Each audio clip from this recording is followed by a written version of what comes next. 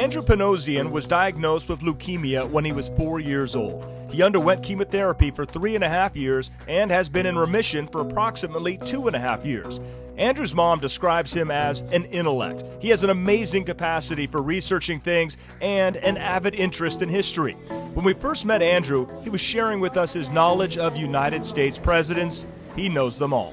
George Washington, John Adams, Thomas Jefferson, James Madison, James Monroe, John Quincy Adams, Andrew Jackson, Martin Van Buren, William Henry Harrison. Andrew's mom has another word that comes to mind when describing her son. Extremely strong child.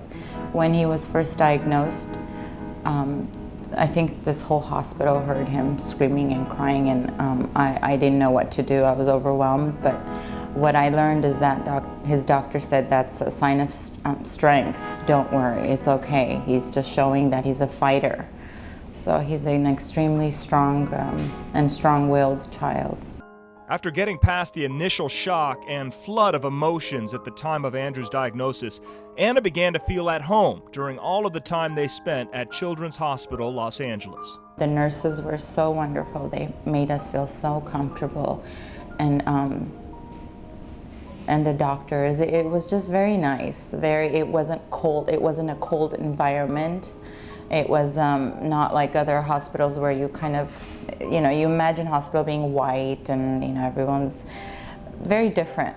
But here with the playroom, and they have all these wonderful nurses and the staff that was just so child-friendly, it was really nice. It made you feel like home. They do such a wonderful job. I cannot imagine just seeing all these children and what they go through, and they have to deal with it on a daily basis, and the strength they have to put up front, and I can imagine what happens after they leave the hospital. But it is important because the children pick that up from them. They can pick up the positive, and when they're afraid and they look at your face, they can see it, and they can, looking at your parents, they can see the fear probably. But when they look at the nurses and the doctors and they seem like they're holding it together, they kind of, are not as overwhelmed and afraid. So it's very important what they do. During Andrew's treatment, he was prohibited from being involved in activities that many kids his age take part in. But now he recently enrolled in baseball, and he's living life like most other kids his age.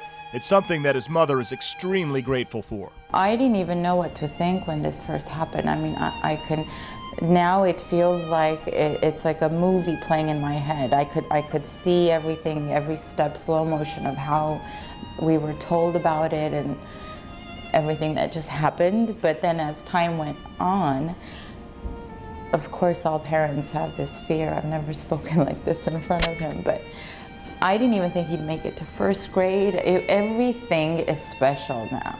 Every birthday is special, every school year, every report card, every little thing, every morning, we're just thankful for we were given a second chance with him.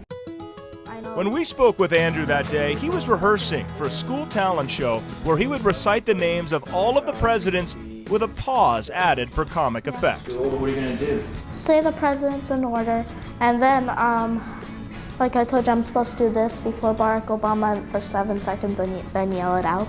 You want to practice right now? Okay. Richard Nixon, Gerald Ford, Jimmy Carter, Ronald Reagan, George H.W. Bush, William Clinton, George W. Bush, and Barack Obama. And how did it go over at the talent show? Well, take a look.